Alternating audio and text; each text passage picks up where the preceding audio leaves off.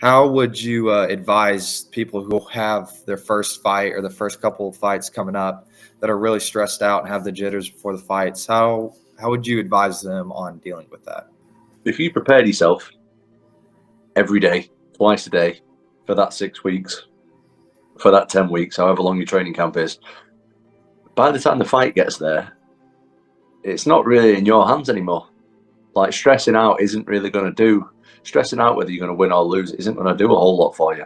Like, your training should just be able to take over. So by the time I get there, I'm just really not stressing about anything. If I've done everything that I needed to do, and now I've had a lot of fights, so I know exactly what I need to do. I'm not really thinking about it by the time I get there. I'm obviously stressed out that I might get knocked out, I might get hurt in front of loads of people, I might not perform my best. Of course, like, these are normal thoughts, but I just try and embrace it as opposed to fighting against it. Well, a lot of people want to get into MMA, they want to get into fighting, but that starting point, they're having a hard time just getting to that first practice and staying consistent with it. They're struggling with the motivation part of it. What do you have to say for those people? Well, first of all, to do MMA, especially to be a professional competing at a high level, you need to be very self-motivated. So you need to be doing it as much as possible. But if you struggle with that, I think what takes me through a lot of the time is just routine, habit, more than anything. Like, I feel like if you just put a string of consistency together, like if you're telling yourself that, for example, 10 a.m. every day, Monday to Friday, I'm going to train. And if you do that for a few weeks and you don't miss one day, when you like 3 or 4 weeks in, it's like, it's not even an option anymore. It doesn't even become an option. It's just like, this is what I do Monday to Friday at 10 a.m. and that's it. Like, it becomes easy. It's like saying, how motivated are you to brush your teeth? Like, it's not very, but it's just something that you got to do. How motivated are you to take a shower? Well, I'm not really that motivated to have a shower, to be honest, but it's something that I got to do, and it's something that I do every day. So I'm doing it. Do you know what I mean? That's how I feel about it. Is like, it just becomes such a habit and something that I do so much and for so long that motivation doesn't really come into it anymore. I'm disciplined. What have been some of the biggest things you've cut out of your life so that you can focus on becoming the best, MMA fighter in the world? Well, I cut out a lot of it a long time ago now. Just like, I don't know, I'm from like an area where there's not really a lot of things going on. So one of the main things that people do to kill the time is drink, party a lot. So I was obviously always distracted by that, as are a lot. Like, that happens everywhere in the world, not just where I'm from. But I started realizing, like, the more I'm partying, the less good I'm doing in the gym, and the less good I'm doing in the gym, the less good I'm going to do in fights. It's just pretty obvious. So yeah, just cut that. I just kind of cut that out, and then it's like, the older I'm getting, I just feel like doing that stuff less and less. I just don't really want to. I just don't really want to do that stuff anymore. I don't find any fun in it anymore, to be honest.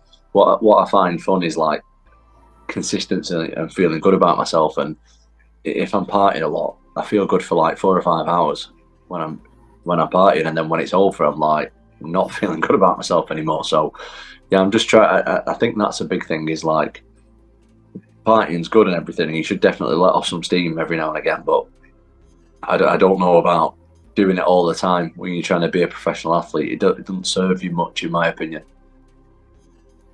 Yes, sir. Yes, sir. I'm curious, how did you celebrate when you won the intern championship? How did you celebrate that win? Well, on the contrary to what I just said, I did party a little bit. But I feel like that was justified. You earned it. That was pretty justified. Yes, and I think that instance in particular was that was a bit weird, because it was under short notice, so it was a lot more stressful than a normal fight would be. took the fight on 2 weeks' notice. Yes, sir. I had to travel, across wow. the world. Didn't have a visa. I was injured. I wasn't really ready to fight. So, yeah, that was under special circumstances. So I was very stressed to be doing stuff like this. And even if people on the outside weren't pressuring me, I was feeling pressures to myself to, provide for my family. I think that was a very, very tough time for me, where I was like, listen, I need to, I've got 3 kids, I've got a house, I've got a car, and I can't afford to pay any of them. Can't afford it. And I'm just trying to wing it and get fights wherever I can. Obviously, this was before I was in the UFC and stuff. So, yeah, that was tough. That was a tough time before I was in the UFC. And then when I got to the UFC, I obviously had the knee injury and stuff. But yeah, but I think what kept me going is like, I just felt like I had all this talent, and I put all this work in for all my life, and I just didn't want to let it go to waste for no reason at all, other than me, I don't know, sulking a little bit. I didn't want to do that. I wanted to put my talent to good use, and thankfully stuck with it, and I'm doing all right. I'm doing all right with it now. Everything's going good. Yes, sir. So is that what drives you? Do you feel like you have all this untapped potential and you have to do something with it? You have to keep training. You can't miss a day, because it's almost like you deserve to be better than you are right now because you can get there. Is it something like that? Is that what keeps you showing up every day? What fuels you almost? I think so. Yeah, I think so. I mean, it's really hard to say what fuels me specifically. There's a lot of things that fuel me, in all honesty. But I think, yeah, that's definitely a big factor. Is like, I spend my life doing it, and I don't want it to go to waste. Otherwise, it'd be a long part of my life going to waste. And sorry, guys, if you can hear my children. My children have the friends over at the moment, so there is a lot of child noise going on in the background. All good. I can't hear them, so I think they should be good. Should be okay, right. Good. What advice would you have for someone who trains MMA regularly and wants to make a career out of it? So maybe getting that first couple amateur fights. If they're training on their own, do they need to join a gym? Can they do it all on their own? What advice do you have for them? Yeah, I like these kind of questions. These are my favorite kind of questions. No, you can't do it on your own. So forget about that one. I think if you're gonna, you need at least one good training partner and one good coach, at least minimum. Ideally, you want a few good training partners, because you need to, feel different styles, different body types, stuff like that. So that's really important. And I think the main thing you got to do when you're training, especially early on, is just train as much as you can. And I know that might sound simple. That might sound like really, really easy thing to do and an obvious thing to do. But the more you train, the more you do something, generally, whether that's MMA or whatever, the better you get at it. Like, it's quite simple. So if you just show up as much as you can, that will benefit you. And I know that's easier said than done. People have a lot of different stuff going on in their life.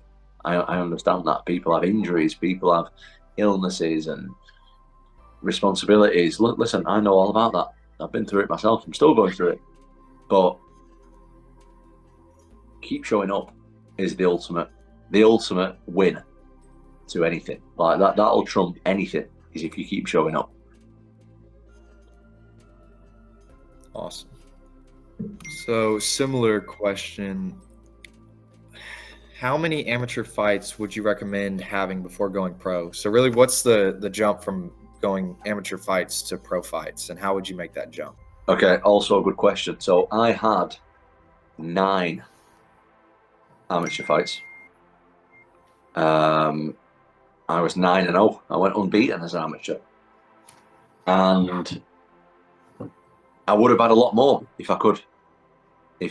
I wanted to have as many amateur fights as possible, because the thing is, when you start pro, your record starts again.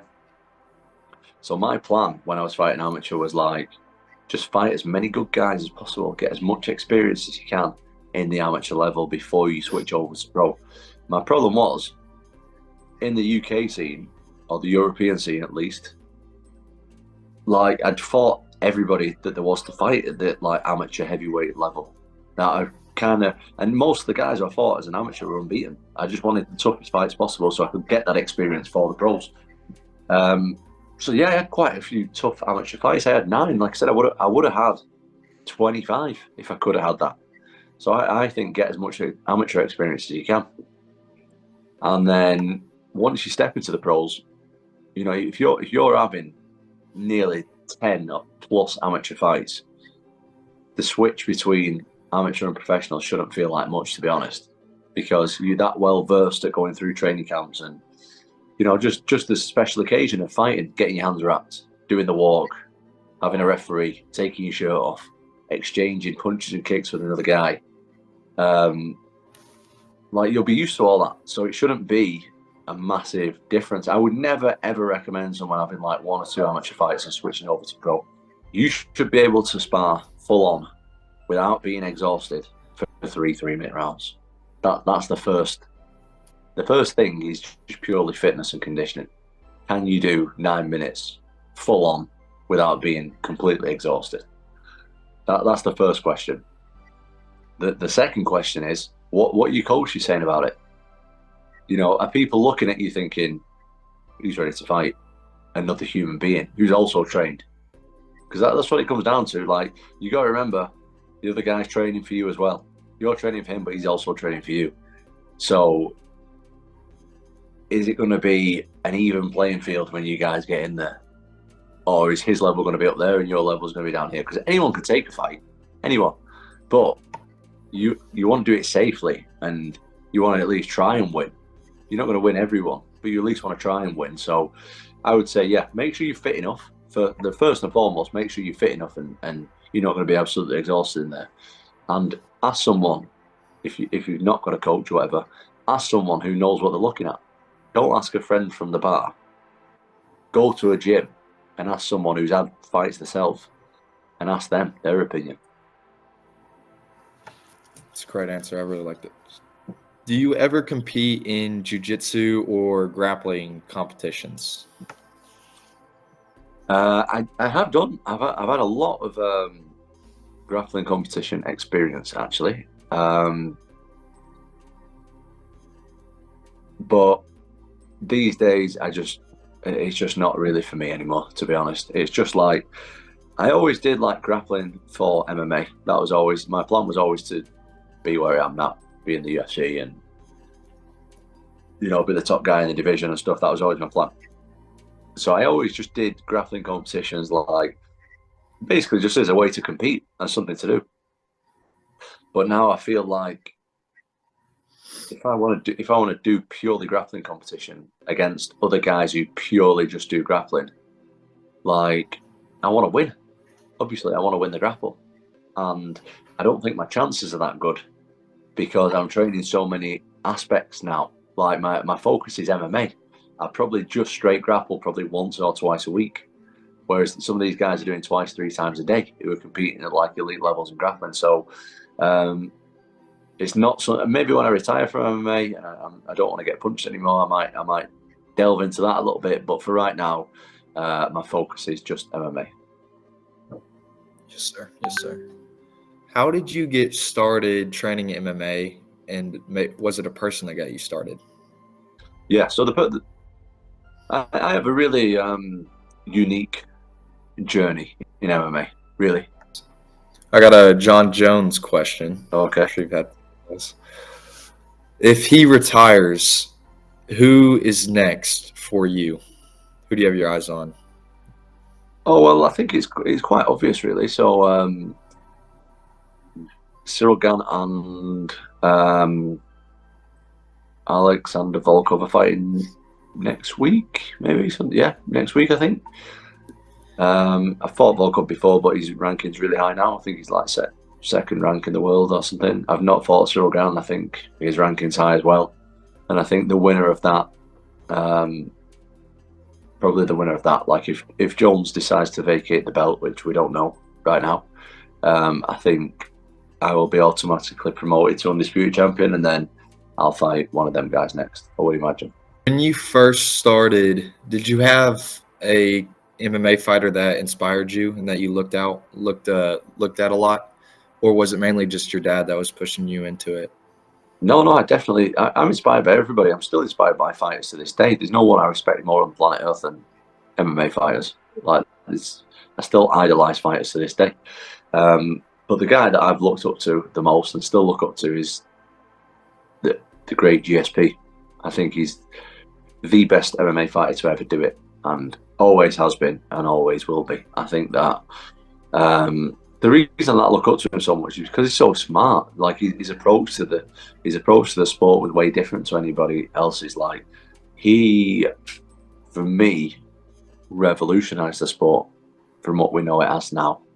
Like, it used to be basically tough guys beating each other up, which of course it still is to a degree. Of course, that's what the sport's always going to be based on, that to a degree.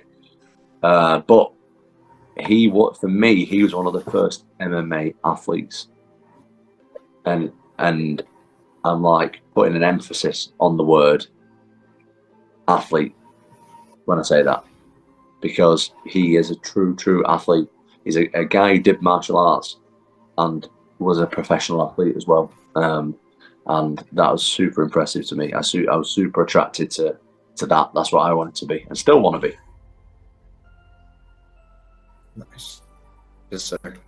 What about currently on the current active roster? Who would be one of your favorite fighters? I mean, people are probably going to think otherwise, but John Jones, of course. Alex Pereira too. I really like him. Ilya Taporia, big fan of his. Alex Volkanovski, Hamzat Chimaev, I really like him as well. You know, mate, honestly, I look through the whole roster and I like everybody, really, because I'm such a fan. Yes, I just love MMA. But yeah, those are the main. Oh, Islam Makhachev as well. He's so good. But yeah, everybody really. There's nobody I look at and think, yeah, he's not worth watching, because I watch everybody. Do you have any superstitions before you fight? Do you have any rituals maybe before you step into the ring that you have to complete? I do actually.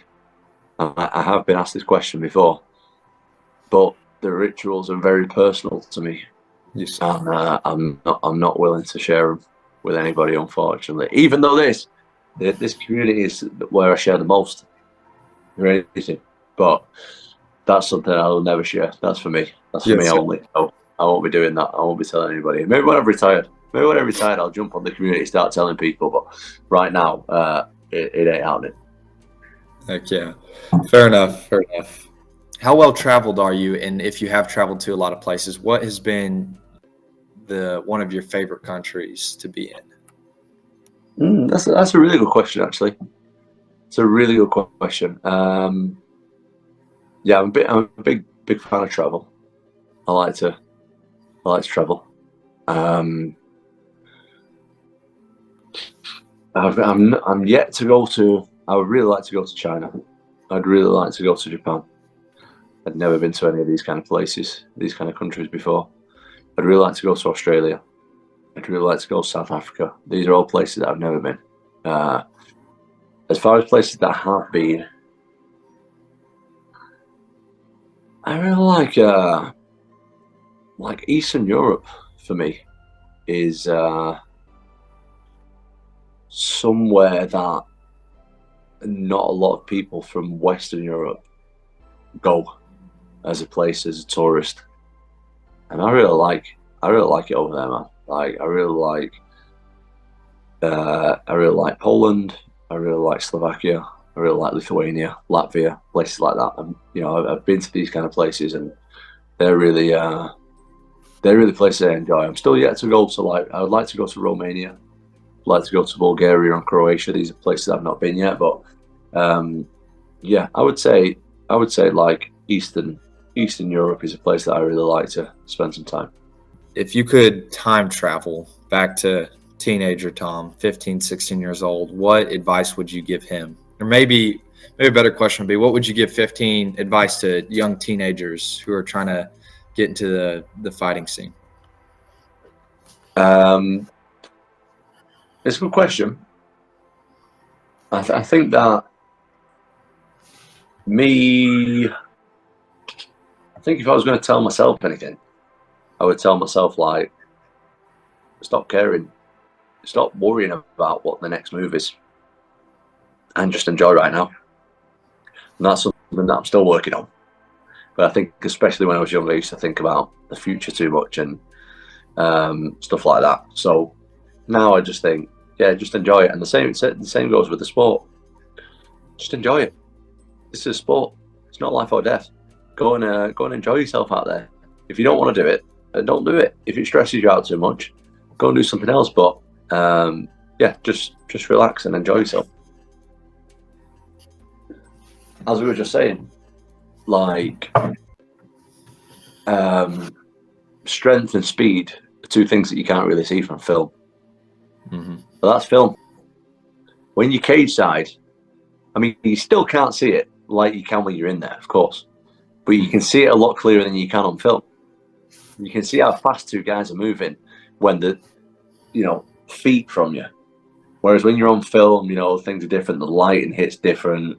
It's hard to tell. But when the two guys literally moving around in front of you, like your eyes, you can see a lot clearer the speed of the reactions, the speed of the punches, the speed of the takedowns, the speed of who's getting up, who's hurt, who's tired in there. You can see that really clearly when you close up, and that is one of the main factors why I wanted to be there.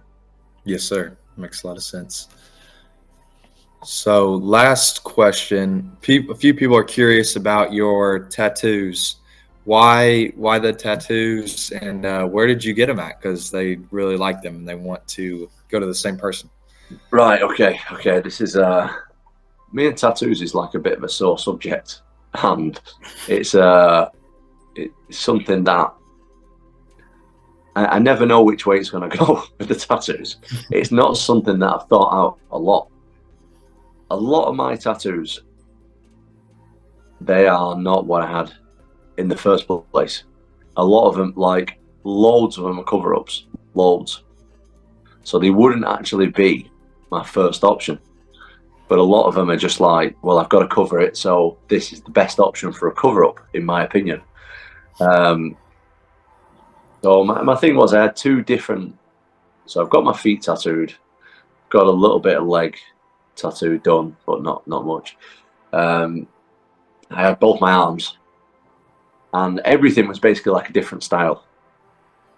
And then I got my back. I really wanted to get my full back, and I got my full back in like Japanese style. And I really liked it. I really liked my back. I think, in my opinion, it's my best tattoo. And I got my chest as well. Sorry. And then I was like, right, the back's done. It looks great.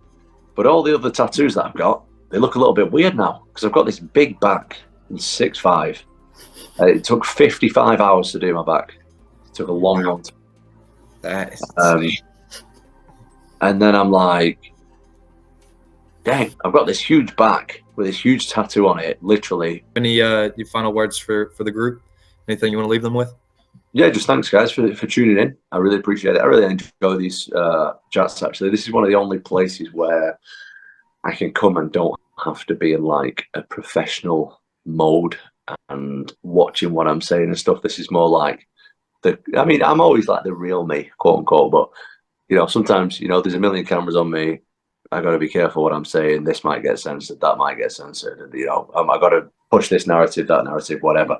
But on this platform, I'm happy to just be 100% myself, and I appreciate everyone for tuning in. And like Marek said, like if you can get to the UK show, it'll be great. It's gonna be a good time. So I look forward to seeing everyone there if you can make it. Yes, sir. Thank you guys for showing up. Tom, good talking to you. See you next Thanks, week. guys. Thank you. Bye, guys.